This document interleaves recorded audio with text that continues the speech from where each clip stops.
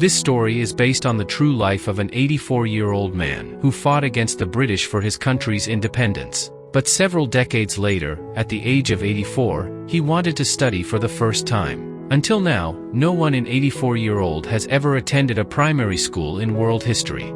The time was 2003, and the place was Kenya, and we see an 84-year-old man who was working in the fields. He lives in a nearby village, and his name is Kimani Maruge. When Kimani comes home, he hears a news announcement on the radio stating that the government will provide free primary education to all residents of Kenya, but they have to bring their birth certificates during the admission to prove their identity.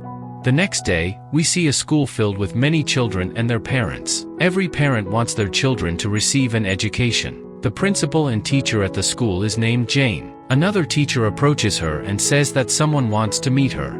When Jane steps outside, she finds Kimani standing there. Kimani tells her that he wants to enroll in school. Jane is astonished by his request. He hands her a newspaper clipping that states education is free for everyone. Jane says there are already too many kids here. Kimani responds, "I heard on the radio that this education is for every person living in Kenya." But the male teacher insisted, "Children have the first right to education. You should leave now. You're too old to begin learning to read and write." The following day, when Jane's class was full of many children, the male teacher arrived and informed her that the old man was still standing at the gate. Afterwards, he himself goes to the gate and tells him, "You should leave from here. You're not of the age to study anymore. Go home and take rest. Besides, you don't have the school uniform, nor do you have a notebook and pen." The male teacher knew well that Kimani didn't have enough money to buy himself a notebook or school uniform, so he said these words. In no time, Jane arrives and asks Kimani why you want to take admission in school. He says, "I want to study and acquire education." Jane says, "I want to help you, but the other teachers at school will never agree because there are already many children here." Once again disappointed, Kimani walks back home with the help of his stick. But he has made up his mind, no matter what, he will learn to read and write. So, he sells some of his chickens to gather money. With this money, he buys fabric from the market and sews clothes to fit himself. He also has an old pair of shoes, which he cleans up. With hope in his heart and equipped with a notebook and pen, he heads toward the school once again. When he reaches the school gate, both the male teacher and Jane are there. Jane is amazed to see his determination to study. She is very impressed and opens the school gate for him. Although the male teacher tries to stop her, Jane doesn't listen to him. And today, for the first time at the age of 84, Kimani sits in a class where all the children are much younger. But he doesn't mind the age difference, he just wants to learn to read and write. After the school, when Jane goes home, she tells her husband how an 84-year-old man wants to study. Her husband says there's no point in that and she should focus on the children instead. In fact, he wants to move to the city, but Jane prefers staying here and teaching the children. The following day, Kimani held a pencil for the first time in class today, but he doesn't know how to hold it. Jane teaches him how to hold the pencil, and he becomes very happy upon holding it correctly. After school ends, all the children leave the school grounds. There, a father of one child sees Kimani in the school dress and asks his own child what that old man was doing at the school. His child tells him that he is my classmate and also studies there. Upon hearing this, the father of that child feels quite upset. When Kimani was returning home, people on the way make fun of him. They say that at his age nobody goes to school, but Kimani doesn't care about what anyone says. After coming home, he practices all those things he learned at school today. In the meantime, someone knocks on his door, but when he opens it, he sees that no one is there. And then he experiences hallucinations and starts recalling some past events. Actually, he was in the army before, and he fought against the British. He starts remembering how the British had oppressed people in his country. Kimani repeatedly experiences these visions that disturb him greatly. The next day when Kimani goes to school, Jane was teaching mathematics to all the children, but Kimani is completely distracted today. He is lost in memories of his past. In the meantime, the substitute teacher arrives who was checking everyone's notebooks. When he reaches Kimani, he sees that nothing is written in his notebook. He notices that the point of Kimani's pencil is broken. He tells Kimani to sharpen it and Kimani goes to the sharpener area. There, once again he recalls his past where the British soldiers had caught him and inserted a pencil into his ear. This is why even today he cannot hear well. During the lunch break, Jane approaches Kimani and says, "Maybe you're having trouble with your studies. If you want, you can discontinue." But Kimani says, "I want to study at any cost." He tells Jane how he fought against the British soldiers and how those memories still haunt him, causing him to be disturbed many times. Within a few days, all the other students here start liking Kimani. He tells the children that when I was young, I fought against the British for the independence of my country. Once they caught me and beat me very badly, but I didn't agree to any of their conditions. The children are deeply impressed by his words, and everyone starts chanting slogans of freedom, which makes Jane a little uneasy because she wants the children to focus only on studying here and not get distracted by anything else. One day, a reporter comes here and takes Kimani's photo and publishes it on the newspaper. The story also spreads on the radio that an 84-year-old man goes to primary school to study. Soon, the news spreads throughout the entire country. The following day, a scene unfolds where two children are seen fighting, and Kimani intervenes to stop their fight. However, it appears to everyone that Kimani is hitting the child. At that very moment, the superintendent arrives at the school, who had heard in the news about how an 84-year-old man is studying in primary school. Upon witnessing all this, he becomes very angry. He tells Jane that they cannot have this old man here. This school is for children. Although Jane tries to explain to the superintendent, he doesn't listen to her and leaves from there. After the superintendent leaves, Kimani confides to Jane, telling her that he fought against the British, and during that fight, the British soldiers had killed his wife and children. Hearing all this, Jane feels even more compassion towards him, and wants to help Kimani at any cost. So, she calls her husband, who advises her to stay away from all these matters as it could jeopardize her career. Jane could be expelled from school. However, Jane doesn't heed her husband's advice and meets with the head of the education board. She tells them everything about Kimani, but the board head insists they cannot keep him in the school because it is for young children. If others find out, they might also try to enroll, which will deprive young children of their rights.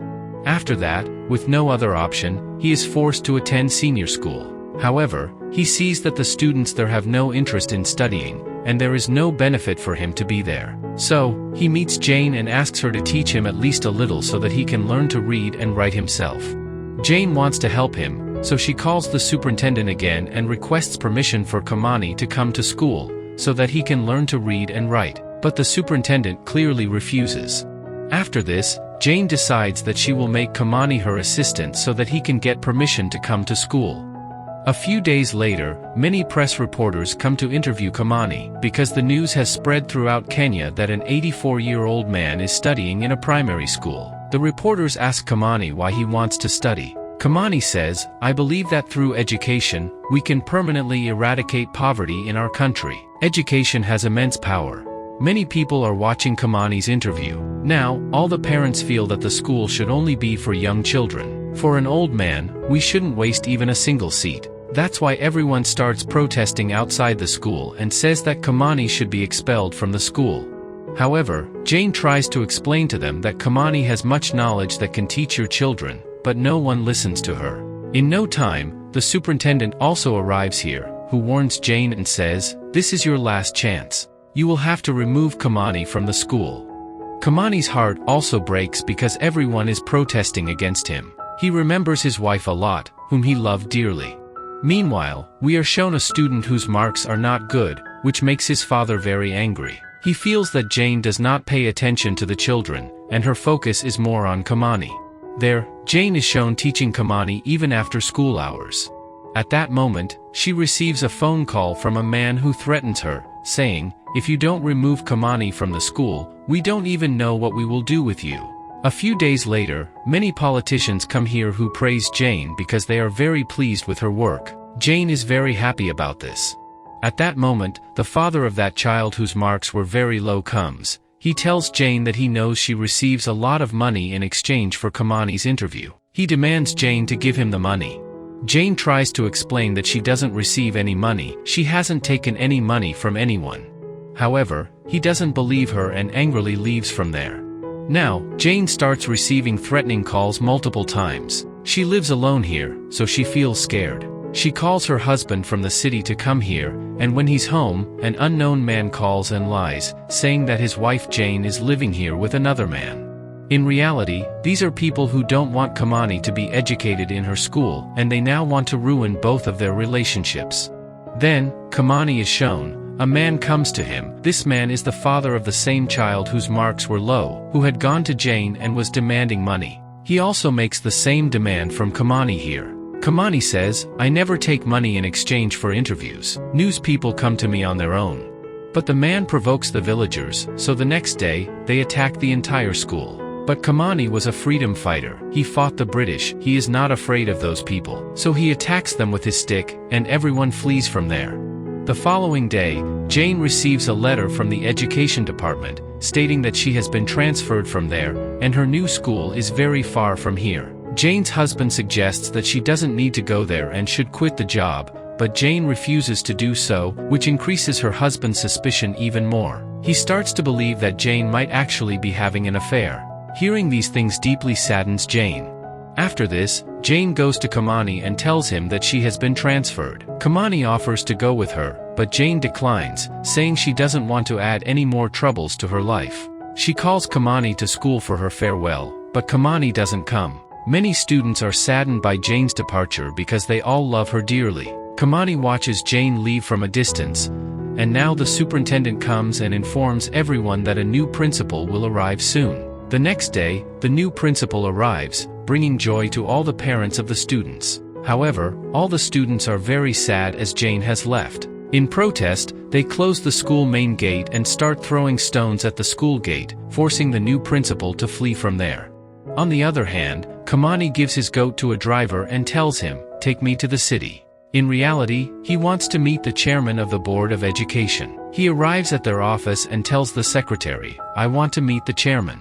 She says he's busy in a meeting, but as soon as an opportunity arises, he walks into the room where everyone is having the meeting.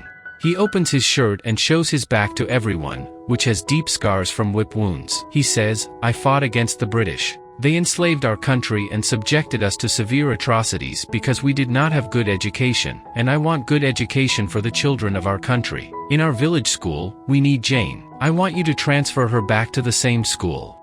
And with that, he leaves the meeting room and returns to his village. Now he doesn't go to school but farms his fields as before. One day, he sees a girl approaching from the front, and upon closer inspection, he realizes it's Jane. Upon seeing Jane, he becomes very happy because Jane has been transferred back to the same school once again.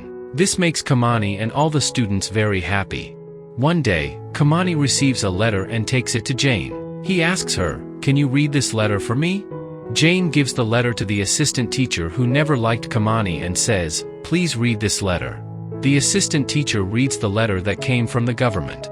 It says that for whatever you have done for our country, we are very grateful to you. It's because of you and many people like you that we were able to free our country from the British. Upon hearing this, Kimani becomes very emotional, because for the first time, someone has appreciated him. At the end of the story, we are told that Kimani's name was recorded in the Guinness World Records, because he was the first person in the world at 84 years old to attend primary school. Additionally, he was invited to the United Nations in New York to deliver a message to world leaders about the importance of education in our world. Education is very important for everyone. In 2009, Kimani passed away, but his name is forever etched in history because of his deeds. So friends, this was the complete life story of Kimani Ng'ang'a Maruge. We hope you enjoyed it.